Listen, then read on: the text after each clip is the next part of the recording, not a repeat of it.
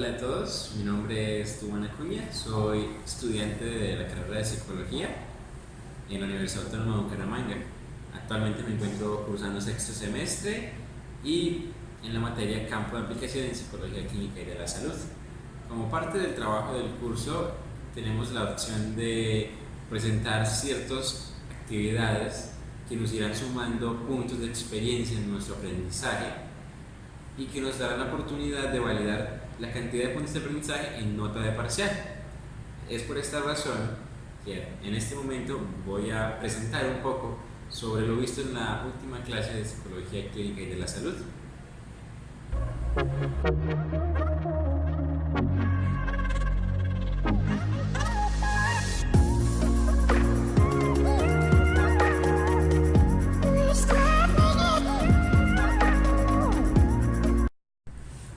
Inicialmente vamos a estudiar temas básicos que nos presenta el libro Psicopatología y vamos a partir por el capítulo 1, donde nos presenta una introducción a lo que es la psicología anormal. Nos presentan un panorama histórico de la conducta anormal que ya veremos más adelante, entre otros temas como por ejemplo cuáles son los conceptos recientes sobre la conducta anormal. Nos van a dar también una epidemiología de la conducta desadaptada. Nos van a brindar el panorama actual sobre cómo es o de qué manera se da la búsqueda de ayuda para la conducta normal, y finalmente vamos a hablar un poco sobre la investigación en el área de la psicología anormal. Posteriormente, en el capítulo 2 del libro Psicopatología, veremos cuál es el papel de fundamentar en la teoría lo que es la psicología normal, y vamos a profundizar un poco en las perspectivas que se nos presentan para tratar lo que es la conducta normal, partiendo de la perspectiva biológica, posteriormente la psicodinámica, conductista, cognitivo, humanista existencial, finalmente una perspectiva cultural comunitaria. Y para finalizar el capítulo se profundiza un poco en lo que es un enfoque interaccional.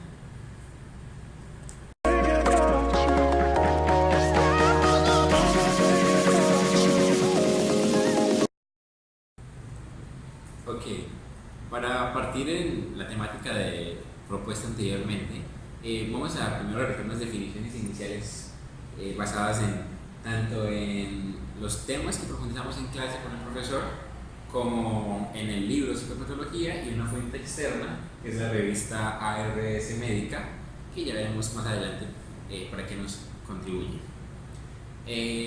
Para empezar, es importante que definamos o diferenciemos más bien lo que es psicología clínica o psicoterapia. Es importante saber que psicología etimológicamente quiere decir discurso acerca del alma. Logía, como sabemos, pues viene del latín estudio, ciencia, y pues psico pues viene del alma, pero más específicamente de un discurso del alma.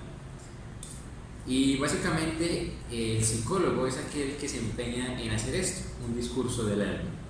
Por eso no es lo mismo un psicólogo que un psicólogo clínico, porque el psicólogo clínico o el área de la clínica es un espectro dedicado directamente a solucionar un problema: médicos, fármacos, psiquiatras, mientras que un psicólogo, incluso pues un chamán o una tía que se dedica a pensar en por qué le pasa algo a su sobrino, están haciendo un discurso del alma.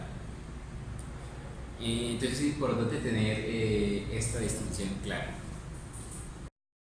Y la psicoterapia o el psicoterapeuta propone de diferenciar un poco en el sentido de que es únicamente dedicado a esto, al ejercicio de la terapia, mientras que en el campo de la clínica vamos a encontrar investigación. Por ejemplo, un psicólogo clínico que se haya dedicado a investigar únicamente durante su trayecto pues, profesional, y no necesariamente tiene que haberse dedicado a realizar terapia, puede haberse dedicado a contribuir generando más conocimiento. Bien, como segundo punto, ahora pues es importante que diferenciemos lo que es la conducta normal o típica, la conducta anormal o atípica, de lo que es la conducta patológica. Para esto vamos a usar ahora sí la revista ARS Médica y pues las temáticas vistas en clase. Entonces, La conducta normal pues es básicamente las conductas típicas que podemos encontrar en la sociedad o en un patrón conductual. Mientras que lo atípico o lo anormal es aquello que se sale pues, de los parámetros establecidos que nos permiten entender cómo se comporta la sociedad. Sin embargo, lo que es atípico o anormal no es necesariamente una conducta patológica. Por ejemplo, en nuestra facultad, Ciencias de la Salud, es común que todos los estudiantes, o lo normal es que todos los estudiantes traigan uniforme. Cuando viene un estudiante del jardín o de otro campus, pues este no tiene uniforme ya que su carrera no lo requiere. Entonces, esa persona se está presentando con una conducta anormal o atípica, ya que la mayoría usamos uniforme, bien sea de psicología, enfermería, medicina, mientras que él no. Sin embargo, esto no significa que él esté en un problema mental o que tenga una conducta que le requiera atención médica. Entonces es importante pues, mantener esa diferencia entre lo que es lo normal y lo patológico. Además, para diferenciar un poco pues, bien esto, podemos usar 3 criterios que fue lo que vimos en una de las clases. Entonces, hay 3 criterios que nos permiten definir lo que es una conducta clínica o una conducta que requiere tratamiento. Entonces, el primero es un criterio estadístico, es decir, que la conducta en cuestión no sea común, básicamente. El segundo criterio es que la conducta de la que se trata genere sufrimiento o angustia a la persona. Entonces pueden haber, lo mismo que vemos ahora, conductas que sean anormales, pero que no estén generando ningún malestar en la persona, entonces esto no, o en la sociedad, entonces esto no es algo que se deba tratar. Y el tercer y último criterio es que esté generando una disfunción o una falla en el desempeño de la persona. En esos casos, cuando se cumplen estos 3 criterios, es cuando estamos hablando de una conducta clínica que requiere tratamiento, bien sea médico o por parte de un psiquiatra o de un psicólogo que se dedique a la terapia. En nuestro desarrollo profesional es importante recordar que los 3 criterios que acabamos de mencionar obedecen a lo que es un juicio de valor. No obstante, existen ciertos manuales únicamente descriptivos, de carácter descriptivo, que nos permiten o que nos ayudan en el ejercicio del diagnóstico entendido como la clasificación de una persona de acuerdo a un conjunto de parámetros. Entonces estos manuales como el DSM-5 o el CIA-11 nos permiten o nos ayudan en el desarrollo pues, de esta tarea. Sin embargo, es importante tener claro que esto es únicamente descriptivo, es decir, estos manuales no nos dan una explicación del por qué las personas se comportan así o de cómo solucionar esto, simplemente nos describen ciertos parámetros que nos permiten ubicar a las personas en ciertas condiciones y en base a esto generar un mejor tratamiento. Bien, para continuar con las definiciones iniciales, podemos hablar o diferenciar un poco lo que es signo y síntoma, partiendo de que ambos son señales de algo subyacente. Entonces el signo es una manifestación objetiva, medible, es cuantificable y observable. Por ejemplo, la coloración de la piel o un tumor, mientras que un síntoma es la experimentación subjetiva del signo. Entonces, en un ejemplo, el signo sería la fiebre, la temperatura corporal, la palidez, mientras que el síntoma sería la forma en que la persona vive y manifiesta el malestar general, el dolor. Bien, ahora entrando un poco en lo que es la conducta normal y la psicología normal, podemos decir que el espectro de la conducta normal abarca un conjunto muy amplio, un repertorio muy amplio de conductas que a menudo están relacionados con un daño a la persona o a sus semejantes o a sus cercanos o a las personas que le rodean. Es bastante difícil diferenciar lo que es la conducta normal y lo que no lo es. Y aun cuando se logra diferenciar con facilidad lo que es anormal y normal, se corre el riesgo de no saber si esa conducta anormal se remite directamente a una enfermedad mental o a un problema de salud. Entonces, es por esto que se crea pues lo que es la psicología normal como el campo que busca tratar de entender lo que se siente ser diferente y de cómo los demás, las personas que le rodean, interpretan esa diferencia. Para interpretar pues esa diferencia es importante conocer el papel que juega la persona en su entorno y en pues, un contexto social, tanto como eso como los factores individuales de la pues, bien, continuando con las definiciones iniciales pertinentes en esa temática, es importante hablar sobre el concepto de los activadores. El libro nos define los activadores básicamente como el causante que origina y hace que perdure y mantenga una conducta anormal. Entonces, en una analogía lo podríamos ver como la chispa que enciende un fósforo, por ejemplo. Los activadores, como decía, son responsables de que subjetivamente una conducta normal se mantenga en una persona. ¿Por qué subjetivamente? Porque atienden a la individualidad de cada sujeto. También, iniciando el libro, nos propone el tema del estigma en la conducta normal. El estigma visto como un rechazo, una exclusión hacia las personas que presentan una conducta normal, atípica o desadaptada, que es un concepto que veremos más adelante. Entonces, eso ha generado pues, un daño social demasiado grande, ya que genera que se pueda llegar a excluir a las personas únicamente por presentar una conducta normal, lo cual pues no debería existir. Si bien hemos visto que la conducta anormal no es necesariamente patológica, el simple hecho de que sea normal no significa que la persona sufra de algo que le impida hacer algo. Entonces es importante que digamos que intentemos cambiar este prejuicio que muchas veces se crea, ¿no?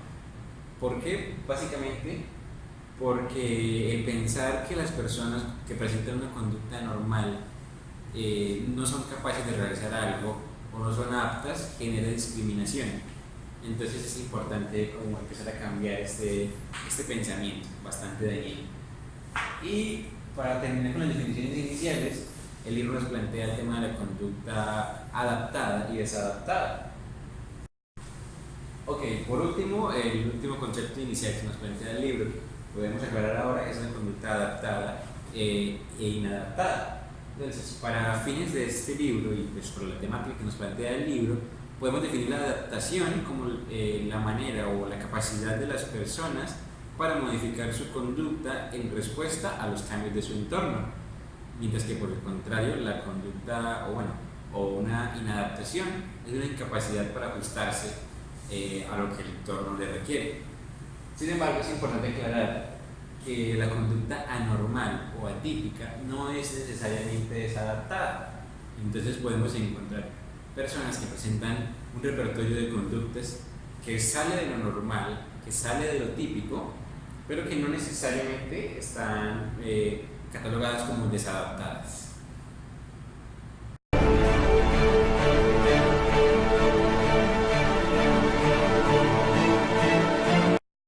Antes de continuar, vamos a aclarar un poco por qué estamos en un lugar diferente. Bueno, hubo unos problemas técnicos en el anterior aula donde estábamos grabando, aula de informática del quinto piso. Bueno, pues ya iban a cerrar, así que tenemos que trasladarnos a otro salón que encontramos abierto, vacío. Esperemos que de aquí no nos corran prontamente. Y si nos corran, nos vemos en otro lugar.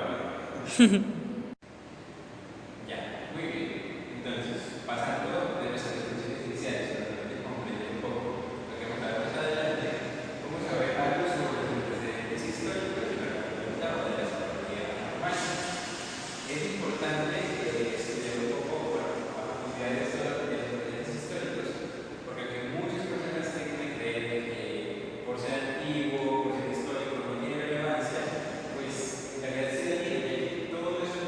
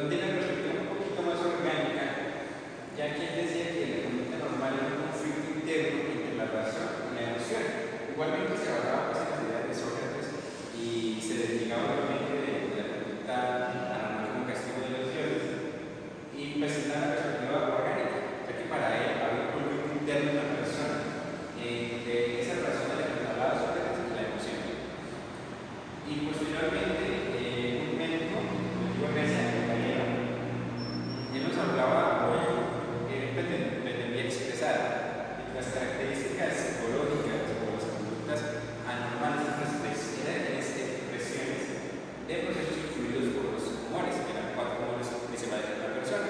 Los conflictos entre esos humores generaban la conducta desadaptada o anormal. Después de haber escuchado un lugar diferente, vamos a continuar con nuestra temática y nuestro estudio.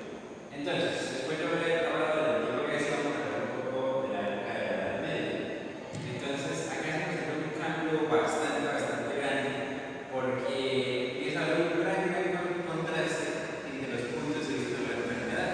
Veíamos anteriormente, pues, el dilema entre sacrificio de Dios, el castigo, la razón, la emoción, el sentimiento interno. Pues bien, ahora se va a ver un contraste mucho mayor, ya que la iglesia y específicamente personajes San Agustín van a entrar a jugar un papel muy importante. Entonces San Agustín se va a enfocar, va a hacer mucho esfuerzo en quitar esa voluntad o hacer sentir esa idea del castigo divino de los dioses. Y van a empezar a establecer uno de los métodos de la psicodinámica más conocidos hoy en día, y va a empezar a hablar de lo que es la introspección. Y mediante este va a pretender llegar a las causas de la enfermedad mental, quitándole pues el protagonismo al castigo divino. Entonces, como les decía, la Iglesia Católica juega un papel bastante fundamental, tanto positivo como negativo. Pues si bien la Iglesia empieza, digamos, como a tratar últimamente a los enfermos mentales, lo sigue reduciendo a los enfermos mentales. Digamos que no hay ese carácter humanitario respecto a ellos. Entonces se ven, digamos, marginados y se empiezan a ver, pues, digamos que los primeros índices de discriminación ya que se les trataba como, se llamaba, pues, meter los campos naturales. Entonces aquí, por ejemplo, países como Inglaterra, que le daban toda la autoridad católica para tratar a este tipo de personas, fue un papel muy importante en esta época. Bien, entonces después de la Edad Media vamos a encontrarnos con lo que es la época del Renacimiento, específicamente vamos a hablar un poco de lo que son los siglos XV y XVI. Aunque si bien hay explicaciones de demonios, explicaciones de exorcistas, aún están latentes. Un personaje llamado Johann Weyer, digamos que marcó un poco esta época del Renacimiento, porque él abogó por crear y mantener un tratamiento médico de los enfermos mentales y no, digamos, excluirlos como se venía haciendo. Entonces, Johann Weyer sostiene la tesis de que las relaciones interpersonales se perturban, lo cual a positivo genera un conflicto psicológico. Y es este movimiento lo que genera pues, una conducta desadaptada de la persona. Después del Renacimiento nos encontramos con la Edad de la Ilustración, como muchos lo conocen, como la Edad de la Razón. Ya vamos a ver por qué. Resulta que entre los siglos XVII y XVIII, digamos que si bien las explicaciones demonológicas eran tan dominantes, ahora muchísimo menos, porque hay un aumento exponencial en lo que es el uso o, pues, del método científico. Entonces acá el método científico toma mayor relevancia y las explicaciones se buscan fundamentar en esto, por eso se conoce como la Edad de la Razón. Entonces vamos a señalar unos personajes importantes de esta época. Vamos a empezar por William Harvey, que sostiene que la relación existe una relación entre los aspectos fisiológicos y psicológicos. Y es que en esta relación en la que se generan lo que es la conducta desadaptada. Posteriormente, Baruch Spinoza le da un papel a lo que son las emociones, los deseos y las ideas, y refiere términos como el inconsciente. ¿Qué es lo que dice Spinoza? Que bueno, que estas ideas o que este enfrentamiento pues, con la realidad que genera emociones, deseos y ideas se va grabando en el inconsciente y este va a influir en lo que es la conducta. Y aquí vamos a encontrar la conducta desadaptada. Incluso personajes como Shakespeare hablan sobre la conducta desadaptada y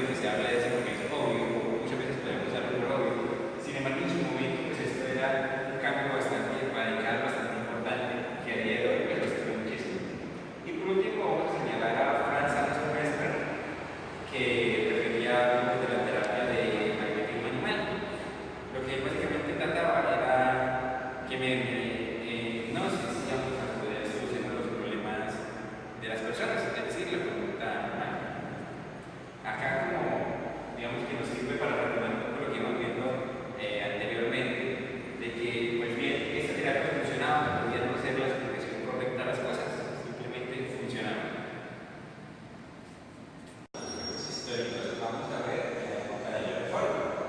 Y acá vamos a señalar también una característica principal y especial, y es el movimiento hacia el tratamiento humano, que se da a mediados del siglo XIX, es relativamente reciente, en la idea pues, de llevar la enfermedad mental a un tratamiento humano. Y vamos a destacar prácticamente a dos personas o a dos pioneros de este movimiento. El primero, Philippe Pinel, de Francia, que empezó tratamiento con niños, y a Benjamin Rush, de Estados Unidos, que generó pues, la idea de las clínicas comunitarias. Entonces, ya para ir acercando al final de este video, vamos a redirigirnos un poco al principio cuando veíamos unas perspectivas o unos enfoques. Vamos a ver cómo esas perspectivas, esos enfoques han sido modificados al día de hoy. Entonces, primero, bueno, recordemos que había una perspectiva exorcista, ¿no? Que veía los demonios y esto. Bueno, en los conceptos recientes no contemplamos esta perspectiva y únicamente nos vamos a referir al enfoque psicológico y el orgánico.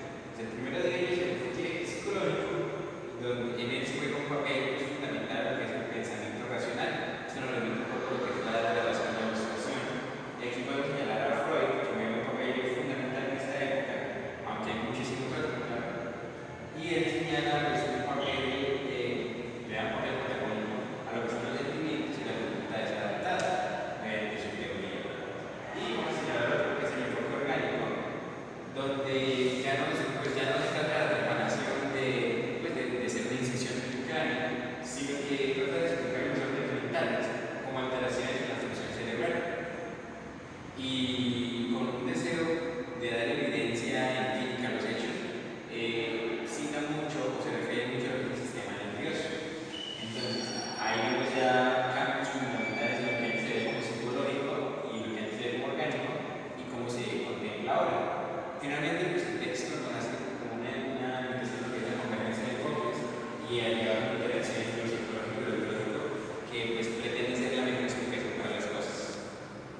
Vamos a hablar rápidamente de lo que es la investigación en la psicología normal, como veíamos, es más un campo de estudio que se ha dedicado a explicar fenómenos. Entonces, vamos a ver cómo se ha visto pues, la investigación desde la conducta observable, ese afán que se ha tenido por estudiar todo en fenómenos que podamos medir, observar únicamente. También se destaca lo que es el papel de la teoría, la importancia que tiene basarnos en los enfoques teóricos. El texto, el libro, Psicopatología, nos señala unos tipos de investigación que no vamos a ver en este caso, pero vamos a señalar el estudio de caso, la correlación, el estudio de evaluación, los estudios experimentales. Y finalmente nos hace una invitación a contemplar lo que son los aspectos éticos, que son bastante importantes, especialmente en la investigación, donde se corre el riesgo de faltar al valor humano del individuo. El último de los temas que el libro nos presenta es la búsqueda de ayuda y nos señala tres aspectos, o bueno, tres factores por los cuales se busca ayuda. Entonces, el primero es el interés personal de la persona al sentir que necesita ayuda o que hay una conducta que no está bien o algo no está funcionando bien en la persona. La otra es la recomendación del entorno, de las personas que le rodean, o presentándose, por ejemplo, una discusión en el trabajo y sus compañeros y el mismo jefe pues, le recomiendan. Y por último, los recursos de ayuda que se ven más latentes hoy en día, que se refiere pues, a lo que son los programas de prevención, campañas de formación sobre salud mental, básicamente. Y ya para despedir el video de hoy, quiero agradecer a todos por su atención y pues decirles que continuamente seguiremos subiendo videos a este canal sobre temáticas del curso de psicología clínica y de la salud. Y pues ya para terminar, esta imagen que capturé de internet dice: ¿cuántos psicólogos hacen falta para cambiar una bombilla? Les dice: solo uno, pero la bombilla hay que cambiar. Chao.